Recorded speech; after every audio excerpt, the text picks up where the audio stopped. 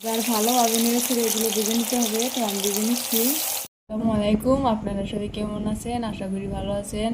তো আমি আজকে আপনাদের সাথে শেয়ার করব একটা আলুর কাবাব বানিয়ে। মাংসের কাবাব খেয়েছেন কখনো, কি আলুর কাবাব খেয়ে দেখেছেন? তো আমি আজকে বানিয়ে দেখাবো, আপনারা সম্পূর্ণ ভিডিওটা দেখেন। তো আর আমার সাথে থাকেন। এর জন্য প্রথমে কি করতে হবে, তো প্রথমে আমি 2টা আলু নিয়েছি, আপনারা চাইলে কম বেশি করে নিতে পারেন মানুষ বুঝে। তো এখন দেখাবো আপনাদের।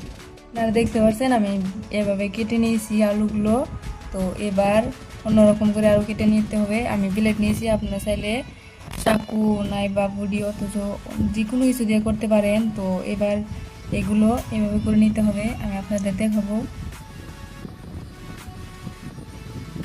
আপনারা দেখতে পাচ্ছেন আমি কেটে নিয়েছি ভালোভাবে, এই যে এইভাবে কেটে নিয়েছি। তো আপনারা করে নেবেন এইভাবে, চাইটা এইভাবে কেটে নেবেন ভালোভাবে। তো আমার কেটে নেওয়া হয়ে গেছে। এইভাবে সবগুলো আলু কেটে নিতে হবে। দেখতে পাচ্ছেন আমার কেটে নেওয়া হয়ে গেছে সবগুলো আলু।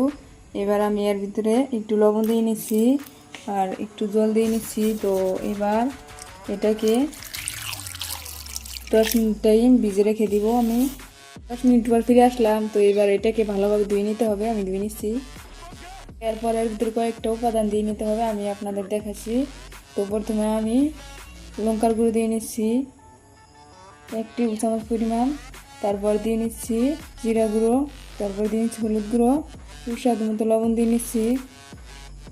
এরপর দিয়ে নিতে হবে এটাতে একটা প্রধান উপকরণ, তো এটা হলো ময়দা। আপনারা চাইলে কর্নফ্লাওয়ার নাই বা বেসন দিতে পারেন। আমি ময়দা দিয়ে নিচ্ছি 1 টেবিল চামচ পরিমাণ। এটাকে এখন ভালোভাবে মিক্স করে নিতে হবে।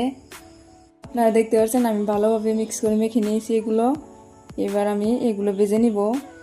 এবার আমি কড়াই বসিয়ে নিয়েছি। এবার আমি এর ভিতরে তেল দিয়ে নিব, পর্যাপ্ত পরিমাণ তেল দিয়ে নিচ্ছি। দেখতে পাচ্ছেন আপনারা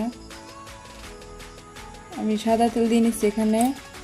তো তেলটা দিয়ে নেওয়া হয়ে গেলে প্রায়, এবার এগুলো আমি গরম করে নিব ভালোভাবে।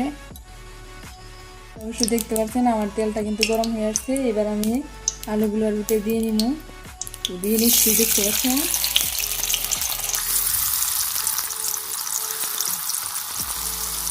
এবার ভালোভাবে নেড়ে এগুলো ভেজে নিতে হবে। তো আমি ভেজে নিচ্ছি। এই দেখেন বন্ধুরা, আমার আলু কাবাব হয়ে গেছে, বহুত সুন্দর করে ভেজে নিচ্ছি। তো লাল লাল করে আপনারা দেখতে পাচ্ছেন কত সুন্দর হয়েছে। তো এবার আমি এগুলো নামিয়ে নিব। আপনারা দেখতে পাচ্ছেন আমার আলুর কাবাব ভেজে নেওয়া হয়ে গেছে। তো দেখেন কত সুন্দর হয়েছে। আমি এখানে সস নিয়েছি, তো সস দিয়ে খেতে হবে, ভীষণ মজা হবে। তো আপনারা বিশ্বাস না হলে একবার বাড়িতে বানিয়ে খেয়ে দেখুন। তো আজকের মধ্যে আমার ভিডিও এখানে শেষ।